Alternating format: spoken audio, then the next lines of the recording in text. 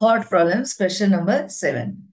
In triangle ABC, angle ABC equals to 135 degree, so that AC square equals to AB square plus BC square plus 4 area of triangle ABC.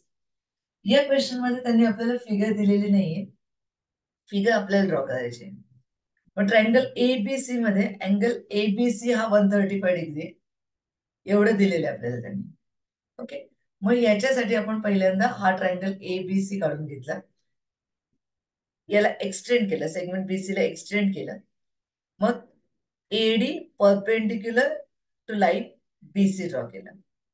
म्हणजे जे pink पेनने दाखवलेले ते काय construction. Okay, मग आपण जे काही इन्फॉर्मेशन दिलेली ती लिहून घेऊ.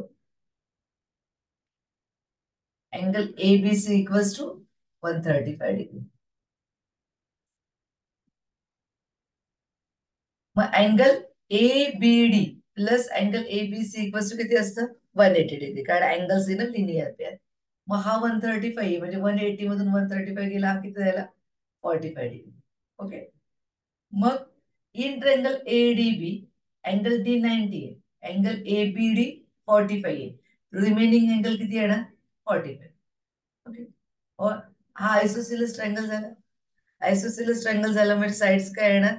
साइड्स अपोजिट टू 45 डिग्री काय येते? कॉम्प्लेट. म्हणजे एडी इक्वल्स टू बीडी मिळाले. Okay,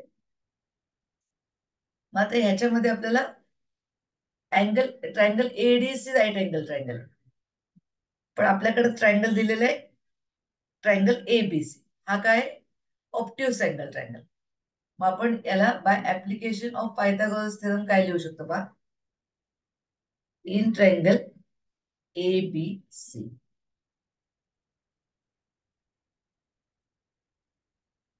angle ABC is greater than 90 degree.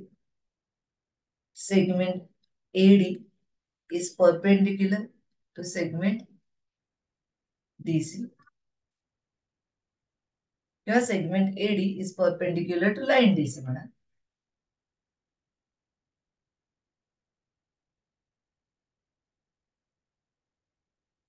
मग काय होईल?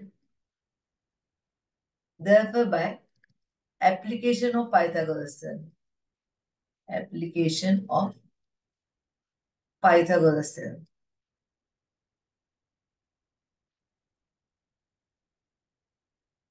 आपण काय म्हणू शकतो? AC square equals to AB square plus BC square plus 2BC into BD. हा झाला आपला ऍप्लिकेशन ऑफ पायथागोरस थेरम. पण त्याच्या आधी आपण एरिया ऑफ ट्रायंगल एबीसी काय असतो ते पण इथे लिहून घेऊ पहिल्यांदा. Area of triangle ABC equals to half base into height. Half base काय घेतला आपण? बीसी इंटू हाईट काय येईल?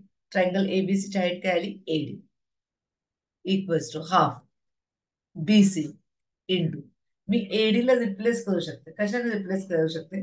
एडीला मी बीडी पण म्हणू शकते. म्हणजे AD is replace by BD here. Okay, मग आता आपण इथे जे आपल्याला मिळालं ते AC square equals to AC square equals to AB square AB square plus BC square. म्हणजे आता राहिलंय काय? 4 into area of triangle ABC, म्हणजे 2BC इंटू बीडीची व्हॅल्यू आपल्याला 4 into area of triangle ABC दाखवायची. ओके, मग आता एरिया ऑफ ट्रायंगल एबीसी एवढा आहे, तर मी आता काय करते इथं 4 into area of triangle ABC करून बघू आपण किती येतं ते.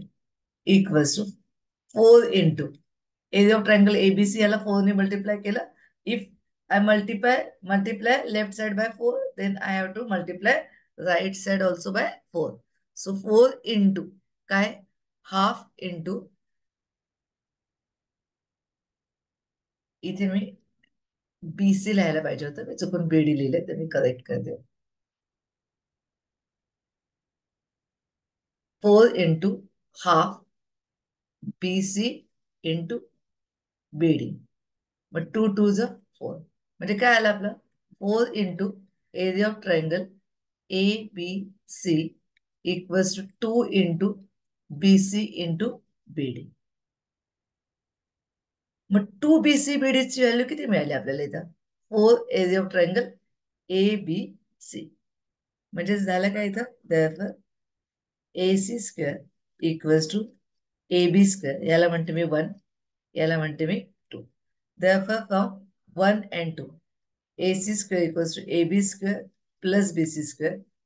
2BCBD म्हणजेच काय लिहू शकतो आपण? 4 एरिया ऑफ ट्रायंगल ABC. कशावर मिळालं? From 1 and 2. ओके, एकदा पटकन रिवाइज करू आपण. ट्रायंगल ABC मध्ये अँगल बी 135 डिग्री आहे, म्हणून अँगल ABD 45 डिग्री झाला, कारण की angles in a linear pair त्यांची सम किती असते? 180. AD perpendicular to line BC घेतला आपण, मग अँगल ADB 90 झाला. म्हणजे in triangle ADB angle ABD 45, angle D 90, angle DAB 45. मग हा ट्रायंगल झाला 45 45 90चा, म्हणजे आयसोसेलस ट्रायंगल झाला, म्हणून AD इक्वल्स टू BD आला. मग हा आपण ऑप्टिव्ह अँगल ट्रायंगल घेतला, application of Pythagoras theorem use केला. त्याच्यावर AC square equals to AB square plus BC square plus 2BC into BD, हे ऍप्लिकेशन ऑफ पायथागोरस थेरमचा फॉर्म्युला आपण लिहिला. आपल्याला प्रूव्ह करायचंय की AC square equals to AB square plus 4 into area of triangle ABC. मग आपल्याला AC square equals to AB square plus BC square मिळालेलं आहे, पण हे आपल्याला मिळवायचंय, म्हणून आपण पहिल्यांदा एरिया ऑफ ट्रायंगल ABC शोधू. एरिया ऑफ ट्रायंगल ABC मध्ये असतं हाफ बेस इंटू हाईट.